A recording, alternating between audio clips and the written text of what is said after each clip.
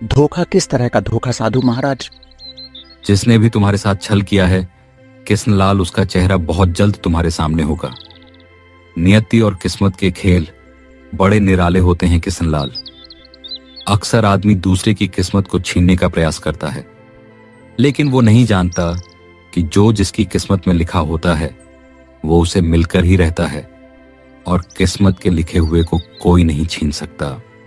इतना कहकर साधु ने मंत्र पढ़ा। अगले ही पल साधु के हाथ में कुछ मुद्राएं प्रकट हो गईं। साधु ने उन मुद्राओं को कृष्णलाल को पकड़ाते हुए कहा, इन मुद्राओं को ले जाओ, इससे तुम अपनी और अपने पत्नी की भूख शांत कर सकते हो। और हाँ, याद रखना, नियति अभी तुम्हारी ओर परीक्षा लेगी, परंतु तुम हिम्मत मत हारना। तुम देखोगे कि तुम्हारी किस्मत कैसे बदलती है। ओम नमः शिवाय। इतना कहकर साधु वहां से चला गया। रामपाल की समझ में कुछ नहीं आया और वो अपनी पत्नी को लेकर अपने घर लौट आया। घर पहुंचते ही कृष्णलाल सबसे पहले कुछ अनाज लाता है और दोनों पति पत्नी पेट भरकर खाना खाते हैं।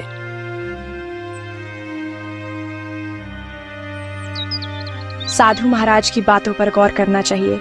उन्होंने कहा था कि अभी और मुसीबतें आएंगी, लेकिन तुम्हें हिम्मत नहीं हारनी है। हाँ, तुम सही कह रही हो राधा।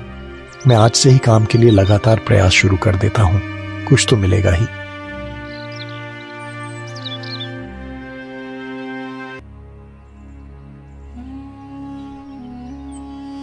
इधर मोहन अंगूठी को निहार रहा था कि तभी एक मैना पक्षी उड़ती हुई वहां आती है।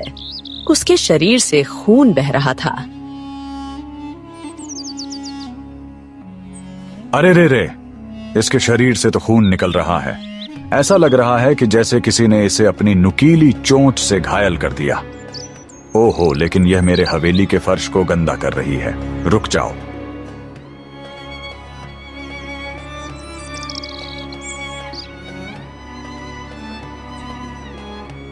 इतना कहकर मोहन मैना को उठाकर बाहर फेंक देता है। मैना पक्षी दोबारा उड़कर मोहन के पास आती है। अब वो क्रोध में प्रतीत होती है। तेरे पास एक मौका था इंसानियत दिखाने का, जो तूने गवा दिया। अरे बाबा, ये क्या? हे साला, एक मैना पक्षी को मनुष्य की भाषा बोलते हुए पहली बार देख रहा हूँ। तो तू जरूर कोई चुड़ैल, पिशाच या जादूगर है ना? मैं जादूगर हूँ, ना कोई पिशाच और ना ही चुड़ैल।